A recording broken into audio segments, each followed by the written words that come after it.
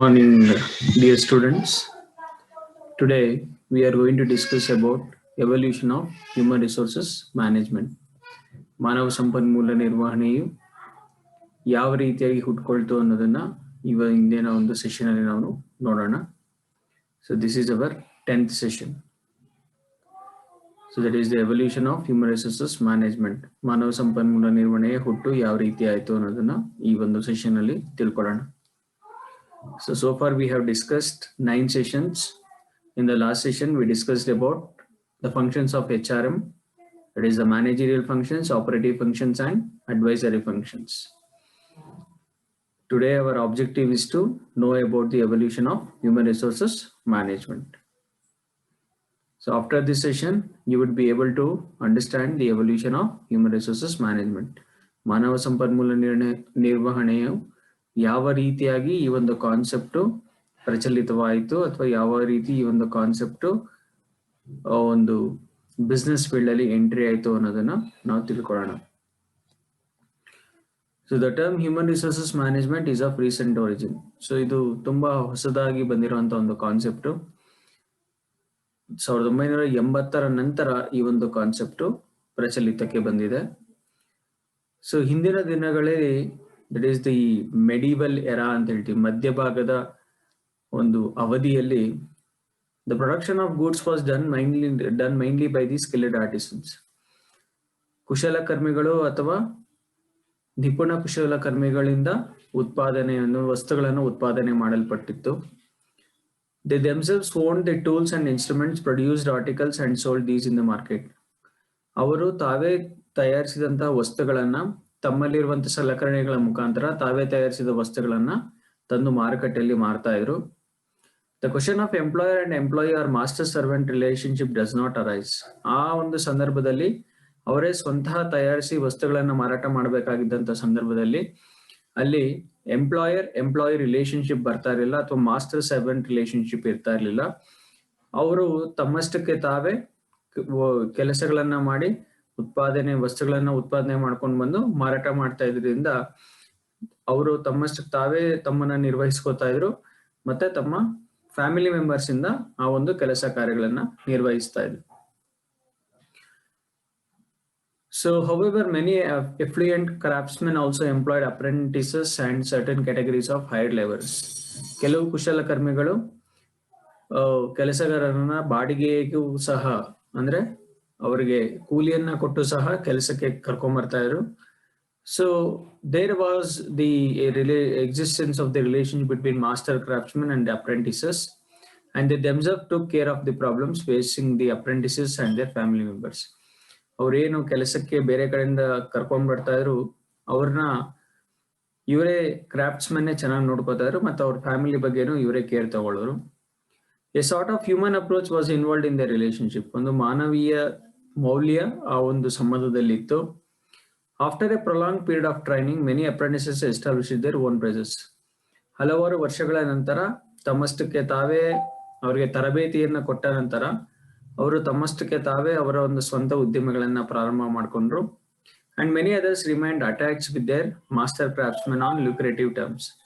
ಇನ್ನ ಕೆಲವು ಕುಶಲಕರ್ಮಿಗಳು ತಮ್ಮ ಯಜಮಾನನ ಜೊತೆನೆ ಕೆಲವು ಒಪ್ಪಂದಗಳಿಗೆ ಬಂದು ಅವರ ಜೊತೆನೆ ಕೆಲಸ ಮಾಡ್ತಾ ಇದ್ರು.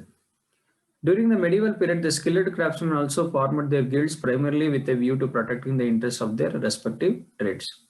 ಸೊ ಮಧ್ಯಮ ಯುಗ ಅಂತ ನಾವೇನ್ ಹೇಳ್ತೀವಿ, ಆ ಯುಗದಲ್ಲಿ ಈ ಕುಶಲಕರ್ಮಿಗಳು ಏನಿದ್ದಾರೆ ಅವರು ಪ್ರಾಥಮಿಕವಾಗಿ ಅವರ ಒಂದು ಸ್ವಂತ ಹಿತಾಸಕ್ತಿಗಳನ್ನ ಕಾಪಾಡ್ಕೊಳ್ಳೋದಕ್ಕೆ ಈ ಒಂದು ವ್ಯಾಪಾರ ವಹಿವಾಟನ್ನ ನಡೆಸ್ತಾ ಇದ್ರು. These guilds also determined the price of their products, the wages of the journeymen and the hired laborers, and regulate their terms and conditions of their employment. ಈ ಎಲ್ಲಾ ಪರಿಯಾಗಿ ವ್ಯಾಪಾರದಲ್ಲಿ ಅವರೇ ತಯಾರಿಸಿದ ವಸ್ತುಗಳಿಗೆ ಅವರೇ ಬೆಲೆನ ನಿರ್ಧರಿಸ್ಕೊತಾ ಇದ್ರು. ಕೂಲಿಗಳನ್ನ ಅವರೇ ಡಿಸೈಡ್ ಮಾಡ್ತಾ ಇದ್ರು ಕೆಲಸಗಾರರಿಗೆ. ಮತ್ತೆ ಕ್ರಮಗಳು, ನೀತಿ ನಿಯಮಗಳನ್ನ ಅವರೇ ರೂಪಿಸ್ಕೊತಾ ಇದ್ರು ಆ ಒಂದು ಕೆಲಸಕ್ಕೆ. The ancient and the major part of the medieval period also witnessed prevalence of certain other distinct types of laborers. ಈ ಮಧ್ಯಮ ಭಾಗದ ಏನು ಅವಧಿ ಅಂತ ನಾವೇನ್ ಹೇಳ್ತೀವಿ, ಆ ಅವಧಿಯಲ್ಲಿ ಇತರೆ ಹಲವಾರು ರೀತಿಯಾದಂತ ಕೂಲಿ ಕೆಲಸಗಾರರು ಹುಟ್ಕೊಂಡ್ರು. These comprised slaves, serfs and indentured labourers ಅಂತ ಹೇಳ್ತೀವಿ. ಇವ್ರನ್ನೇ ನಾವು ಗುಲಾಮರು, ಸರ್ಫ್ಗಳು ಮತ್ತು ಒಪ್ಪಂದದ ಕಾರ್ಮಿಕರು ಅಂತ ಹೇಳ್ತೀವಿ. ಸೊ ಇದನ್ನ 1 by 1 ನಾವು ಡಿಸ್ಕಷನ್ ಮಾಡಲ್ಲ. So based on these historical perspective will discuss 1 by 1. First one is managing slaves, ಅಂದ್ರೆ ಗುಲಾಮರನ್ನ ನಿರ್ವಹಿಸುದು. ಸೊ ಗುಲಾಮ ಅನ್ನೋ ಒಂದು ಕಾನ್ಸೆಪ್ಟು ನಮಗೆ ಪ್ರಾಚೀನ ಭಾರತದಲ್ಲಿ ಅಥವಾ ಪ್ರಾಚೀನ ಮಧ್ಯಭಾಗದ ಒಂದು ಇತರೆ ಎಲ್ಲಾ ದೇಶಗಳಲ್ಲೂ ಸಾಮಾನ್ಯವಾಗಿ ಈ ಒಂದು ಗುಲಾಮ ಪರಿಸ್ಥಿತಿಯನ್ನ ನಾವು ನೋಡಿದ್ದೇವೆ. Slaves comprise an important source of man power in almost all the ancient ಎಲ್ಲಾ ನಾಗರಿಕ ಸಮಾಜದಲ್ಲಿಯೂ ಈ ಒಂದು ಗುಲಾಮ ನೀತಿಯನ್ನ ನಾವು ನೋಡ್ತಾ ಇದ್ದೀವಿ. They could be sold and purchase like commodities. ವಸ್ತುಗಳನ್ನ ಮಾರಾಟ ಮಾಡೋ ರೀತಿಯಾಗಿ ಅವರನ್ನ ಕೊಂಡುಕೊಳ್ಳೋದು, ಮಾರಾಟ ಮಾಡೋದನ್ನ ನಾವು ಎಲ್ಲಾ ನಾಗರಿಕ ಸಮಾಜದಲ್ಲೂ ನೋಡಿದೀವಿ. ಹಲವಾರು ದೇಶಗಳಲ್ಲಿ ಇತಿಹಾಸ ನಾವು ಓದಿದಾಗ ಈ ಬಗ್ಗೆ ನಾವು ತಿಳ್ಕೊತೀವಿ. Their main purchasers were the wealthy rulers. ಈ ಸಂಪದ್ಭರಿತವಾದಂತಹ ಸಾಹುಕಾರರು, ಲ್ಯಾಂಡ್ ಲಾರ್ಡ್ಸ್ ಭೂಮಾಲೀಕರು, ಟ್ರೈಬಲ್ ಚೆಫ್ಸ್ ಅಂದ್ರೆ ಈ ಒಂದು ಬುಡಕಟ್ಟು ಜನಾಂಗದ ಮುಖ್ಯಸ್ಥರು, ಅಂಡ್ ಎಫ್ಲುಯೆಂಟ್ ಬಿಸ್ನೆಸ್ ಮೆನ್ ಸಂಪದ್ಭರಿತವಾದಂಥ ವ್ಯವಹಾರಸ್ಥರು, ಇವರೆಲ್ಲರೂ ಸಹ ಈ ಒಂದು ಗುಲಾಮರನ್ನ ಕೊಂಡುಕೊಳ್ಳೋದು, ಮಾರಾಟ ಮಾಡುವಂತ ಒಂದು ಪರಿಯಾದಂತ ಒಂದು ಮನುಷ್ಯನ ಮಾರಾಟವನ್ನ ಮಾಡ್ತಾ ಇದ್ರು. The purchases of slaves had a rather complete control over their slaves. So ಒಂದು ರೀತಿಯಾಗಿ ಯಾರು ಪರ್ಚೇಸ್ ಮಾಡ್ತಾ ಇದ್ರು, ಕೊಂಡುಕೊಂಡು ಬಂದಂತಹ ಸಂದರ್ಭದಲ್ಲಿ ಅವರನ್ನ ತುಂಬಾ ಕೀಳಾಗಿ ನೋಡುವಂತ ವ್ಯವಸ್ಥೆ ಇತ್ತು. ಸಂಪೂರ್ಣವಾಗಿ ಈ ಒಂದು ಗುಲಾಮರನ್ನ ಇವರ ಒಂದು ನಿಯಂತ್ರಣದಲ್ಲಿ ಇಟ್ಕೊಳ್ತಾ ಇದ್ರು. The masters of the slaves took a variety of orders work from them, such as carrying heavy loads, rowing ships and boats, construction of builds and forts, digging canals, cattle rearing and tillage of soil. So ಈ ರೀತಿಯಾಗಿ ಬಂದಂತ ಗುಲಾಮರಿಗೆ ತುಂಬಾ ಕಷ್ಟಕರವಾದಂತ ಕೆಲಸಗಳನ್ನ ಕೊಡ್ತಾ ಇದ್ರು. ಹೆಚ್ಚು ಭಾರವಾದ ವಸ್ತುಗಳನ್ನ ತಗೊಂಡೋಗೋದು, ಎಳೆಯೋದು, ಬೋಟ್ಗಳನ್ನ ಓಡಿಸೋದು, ಶಿಪ್ಗಳನ್ನ ರೋ ಮಾಡೋದು, ಕಟ್ಟಡಗಳನ್ನ ಕಟ್ಟೋದು, ಕೋಟೆಗಳನ್ನ ಕಟ್ಟೋದು, ನಾಲೆಗಳು ಕೆನಲ್ಸ್ ಅಂತ ನಾವೇನ್ ಹೇಳ್ತೀವಿ ಅದನ್ನ ನಾಲೆಯನ್ನ ಅಗೆಯೋದು, ಕ್ಯಾಟಲ್ ರೇರಿಂಗ್ ಅಂದ್ರೆ ಜಾನುವಾರುಗಳನ್ನ ಮೇಯಿಸೋದು, ಅಂಡ್ ಟಿಲ್ಲೇಜ್ ಆಫ್ ಸಾಯಿಲ್ ಭೂಮಿಯನ್ನ ಉಳೋದು, ಬಿತ್ತೋದು, ಈ ಎಲ್ಲಾ ಕೆಲಸಗಳನ್ನ ಮಾಡ್ತಾ ಇದ್ರು. The remuneration or compensation for their efforts comprised main food, shelter and clothing. ಇಷ್ಟೆಲ್ಲಾ ಕೆಲಸಕ್ಕೆ ಅವ್ರಿಗೆ ಕೊಡ್ತಾ ಇದ್ದಿದ್ದು ಬರೀ ಊಟ, ವಸತಿ ಮತ್ತು ಬಟ್ಟೆ. The slaves were dealt with iron hands. ಅವರ ಕೈಗಳು ಕಬ್ಬಣಗಳಾಗಿತ್ತು. They were subjected to strict supervision and non compliance of the orders of their masters. ಅವರು ತೀರಾ ಏನು ಸ್ಟ್ರಿಕ್ಟ್ ಸೂಪರ್ವಿಷನ್ ಅಂತ ನಾವೇನ್ ಹೇಳ್ತೀವಿ, ತುಂಬಾ ಕಷ್ಟಕರವಾದಂತ ಪರಿಸ್ಥಿತಿಯಲ್ಲಿ ಕೆಲಸ ಮಾಡ್ತಿದ್ರು. ಎಲ್ಲಾ ಕಟ್ಟಪ್ಪಣೆಗಳನ್ನ ಅವರು ಪಾಲನೆ ಮಾಡಬೇಕಾಗಿತ್ತು. If they have not followed this strict supervision, they will be punished. ಯಾವುದೇ ಒಬ್ಬ ಗುಲಾಮ ಆ ಒಂದು ತನ್ನ ಯಜಮಾನನ ಮಾತನ್ನ ಕೇಳದೆ ಇದ್ದಂತ ಸಂದರ್ಭದಲ್ಲಿ ಅವರಿಗೆ ತುಂಬಾ ಕಠಿಣವಾದಂತ ಶಿಕ್ಷೆನ ಕೊಡ್ತಾ ಇತ್ತು. ಅದು ಮಾನಸಿಕ ಹಿಂಸೆ ಆಗ್ತಾ ಇತ್ತು, ಅಥವಾ ಅವರ ಬೆರಳುಗಳಿಗೆ ತುಂಬಾ ಗಾಯಗೊಳಿಸೋದು, ಘಾಸಿಗೊಳಿಸೋದಾಗಿತ್ತು, ಅಥವಾ ಕೆಲವು ಬಾರಿ ಅವರನ್ನ ಮರಣದಂಡನೆಗೂ ವಿಧಿಸಿ ಅವರನ್ನ ಸಾಯಿಸುವಂತ ಒಂದು ಪ್ರಮೇಯ ಸಹ ಇರ್ತಿತ್ತು. So that is the first one, managing slaves. Second one is managing serfs. Serfs ಅಂದ್ರೆ these are mainly related to agricultural kind of activity. So ಅದನ್ನ ನಾವು ನೋಡ್ತೀವಿ. ಇದನ್ನ ಸರ್ಫ್ ಡಮ್ ಅಂತ ಹೇಳ್ತೀವಿ. That was widely prevalent in the feudal societies of pre and early medieval era. So ಮಧ್ಯ ಭಾಗದ ಯುಗದಲ್ಲಿ ಈ ಒಂದು ಸರ್ಫ್ ಡಮ್ ಅನ್ನೋ ಒಂದು ಅತ್ಯಂತ ನಿಕೃಷ್ಟವಾದಂತಹ ಒಂದು ವ್ಯವಸ್ಥೆ ಇತ್ತು. Serfs for engaged by landlords mainly in agricultural operations. ಕೃಷಿ ಸಂಬಂಧಪಟ್ಟಂತ ಚಟುವಟಿಕೆಗಳನ್ನ ಇವರು ಸರ್ಫ್ ಅನ್ನೋ ಒಂದು ವ್ಯಕ್ತಿಗಳನ್ನ ಕೃಷಿ ಮತ್ತೆ ಕೃಷಿಯೇತರ ಸಂಬಂಧಪಟ್ಟಂತ ಚಟುವಟಿಕೆಗಳಿಗೆ ಇವನ್ನ ಬಳಸ್ಕೊತಾ ಇದ್ರು. The landlords would usually give them a piece of land for their habitat and often some land for their own cultivation. So ಈ ಒಂದು ಭೂ ಮಾಲೀಕರು ಅಂತ ಏನಿದ್ರು ಅವರು ಒಂದಷ್ಟು ಜಮೀನನ್ನ ಈ ಒಂದು ಸರ್ಫ್ಸ್ಗೆ ಕೊಡ್ತಾ ಇದ್ರು, ಮತ್ತೆ ಅವರ ಒಂದು ಸ್ವಂತ ಬೆಳೆನ ಬೆಳೆಯೋದಕ್ಕೆ ಮತ್ತೆ ಇವರಿಗೋಸ್ಕರ ಅವರು ಬೆಳೆನ ಬೆಳೆಯೋದಕ್ಕೆ ಕೊಡ್ತಾ ಇದ್ರು. In many cases, a paltry sum of money was advanced to them in order that they could remain attached to their masters. ಕೆಲವು ಬಾರಿ ಒಂದಷ್ಟು ಸಾಲವನ್ನು ಸಹ ಅವರು ಕೊಟ್ಟು ಆ ಸಾಲವನ್ನ ತೀರಿಸದೇ ಆಗದಿರೋ ರೀತಿಯಾಗಿ ನೋಡ್ಕೊಂಡು ಸದಾಕಾಲ ಇವರ ಗುಲಾಮರಾಗೆ ಬಾಳೋ ತರ ಆ ಒಂದು ಭೂ ಮಾಲೀಕರು ಈ ಸರ್ಫ್ಗಳನ್ನ ತಮ್ಮ ಬಳಿಯಲ್ಲೇ ಇಟ್ಕೊಂಡಿದ್ರು. So in lieu of these facilities, the serfs and their family members were required to serve their masters. So ಈ ಎಲ್ಲಾ ಪರಿಸ್ಥಿತಿಗೆ ಮಿಗಿಲಾಗಿ ಸರ್ಫ್ಗಳು ಮತ್ತೆ ಅವರ ಎಲ್ಲಾ ಕುಟುಂಬ ಸದಸ್ಯರು ಅವರ ಒಂದು ಯಜಮಾನರ ಒಂದು ಹಿತಾಸಕ್ತಿಗೆ ಕೆಲಸ ಮಾಡಬೇಕಾಗಿತ್ತು. The work assign to serfs mainly composed of tillage of soil, cattle rearing, domestic work and other activities. So ಭೂಮಿಯನ್ನ ಉತ್ತೋದು, ಹಸುಗಳನ್ನ ಮೇಯಿಸೋದು, ಇತರೆ ಡೊಮೆಸ್ಟಿಕ್ ವರ್ಕ್ ಮತ್ತೆ ಇತರೆ ಕೃಷಿ ಸಂಬಂಧಪಟ್ಟಂತ ಚಟುವಟಿಕೆಗಳು ಇವರ ಮುಖ್ಯ ಚಟುವಟಿಕೆಗಳಾಗಿತ್ತು. Many landlords would also give them a meagre amount of as wages. ತುಂಬಾ ಕಡಿಮೆ ಮೊತ್ತದ ಕೂಲಿಯನ್ನ ಕೊಟ್ಟು ಹಣದಲ್ಲಾಗ್ಲಿ ಅಥವಾ ಕೈಂಡಲ್ಲಾಗ್ಲಿ ಒಂದಷ್ಟು ಅಕ್ಕಿ ಒಂದಷ್ಟು ಬೇಳೆ ಕೊಟ್ಟು ಅವರನ್ನ ಕೆಲಸಕ್ಕೆ ಇಟ್ಕೋತಾ ಇದ್ರು.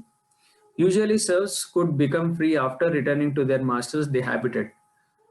ಸೊ ಸರ್ಫ್ಗಳು ಒಂದು ಬಾರಿ ಫ್ರೀ ಆಗ್ತಾ ಇದ್ರು ಯಾವಾಗ ಅಂತ ಹೇಳಿದ್ರೆ only after returning to their masters the habitat.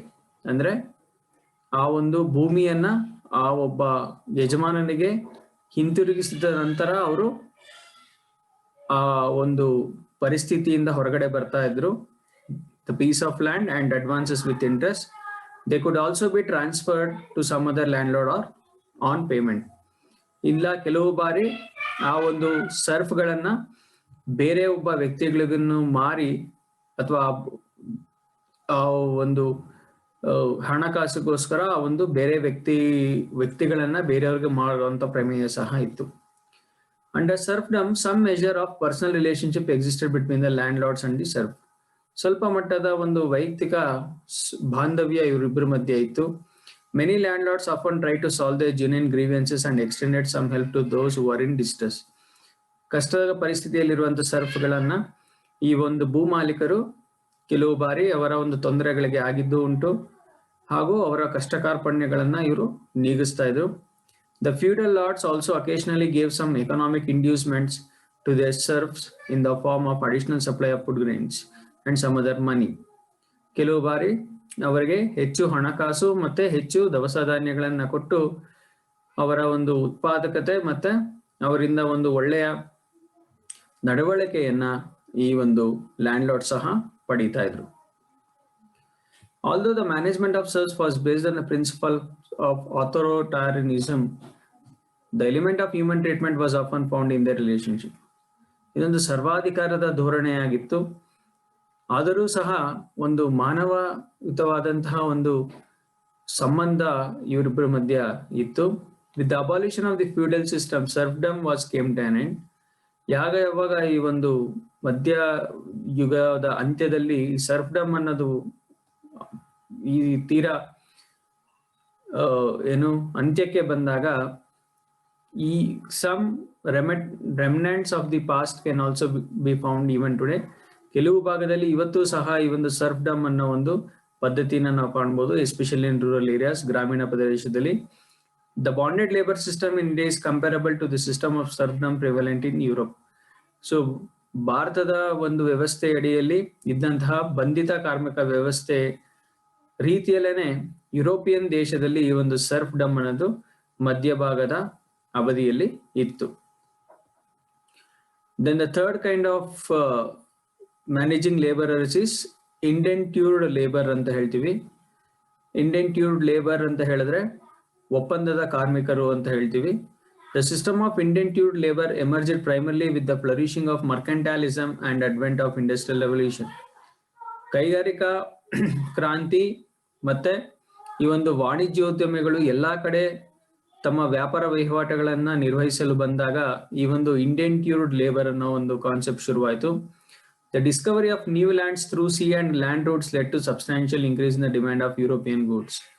ಸಮುದ್ರದ ಮಾರ್ಗವಾಗಿ ಹೆಚ್ಚು ಜನ ಬೇರೆ ಬೇರೆ ದೇಶಗಳಿಗೆ ಒಂದು ಲ್ಯಾಂಡ್ ರೂಟ್ಸ್ ಮತ್ತೆ ಸಿ ರೂಟ್ಸ್ ಮುಖಾಂತರ ಬಂದಿದ್ರಿಂದ ಈ ಒಂದು ಯುರೋಪಿಯನ್ ಭಾಗದ ವಸ್ತುಗಳಿಗೆ ಹೆಚ್ಚು ಬೇಡಿಕೆ ಉಂಟಾಗ್ತಾ ಇತ್ತು.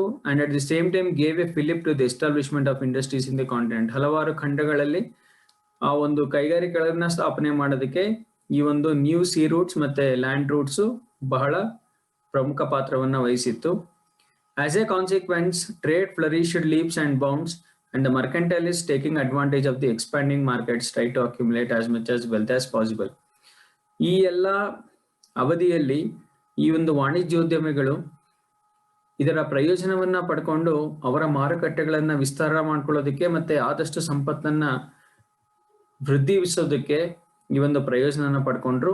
ಇನ್ their quest for maximising wealth the mercantilist would offer attractive inducements to the artisans and skilled craftsman.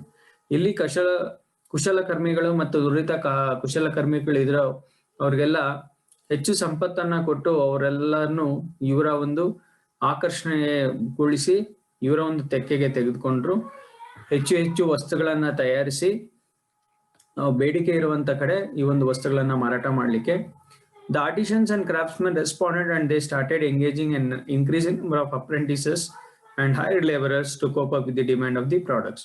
So ಎಲ್ಲೆಲ್ಲಿ ವಸ್ತುಗಳಿಗೆ ಹೆಚ್ಚು ಬೇಡಿಕೆ ಉಂಟಾದಾಗ ಅಲ್ಲೆಲ್ಲ ಈ ಕುಶಲಕರ್ಮಿಗಳನ್ನ ಕರೆದುಕೊಂಡು ಆ ಬೇಡಿಕೆಗೆ ಅನುಗುಣವಾಗಿ ಆ ಒಂದು ಉತ್ಪಾದಕತೆಯನ್ನ ಈ ಒಂದು ಮರ್ಕೆಂಟೈಲಿಸ್ ಅಂತ ನಾವೇನ್ ಕರಿತೀವಿ ಅವರು ಮಾಡ್ಲಿಕ್ಕೆ ಪ್ರಾರಂಭ ಮಾಡೋದು. So in the next session we will also learn something about the evolution of human resources management. So for today's session we will take up some multiple choice questions. The term human resources management came to be used mainly from Dash onwards. So that is we discussed. It was a new concept. It came after 1980. Dash comprised an important source of manpower in almost all ancient civilizations. So it is not an employee, it is not a craftsman, it is not a artist, it is none other than slaves. Serfs were engaged by landlords mainly in dash kind of activities. ಯಾವ ರೀತಿಯಾದಂಥ ಚಟುವಟಿಕೆಗಳಿಗೆ serves ನ ತೊಡಗಿಸ್ತಾ ಇದ್ರು ಹೆಚ್ಚಾಗಿ ಅಂದ್ರೆ it is none other than agriculture and allied activities. The bonded labor system in India is comparable to the system of serfdom prevalent in dash countries during the medieval period. So it is mainly in European countries. The system of indentured labor emerged primarily with the flourishing of mercantilism and arrival of dash revolution. It is none other than industrial revolution. Okay, these are the references you can take up for today's session. Ashwathappa, HRM, McGrail Publications, and Personal P. Subbarao, Personal and Human Resources Management, Himalaya Publications. Thank you for watching.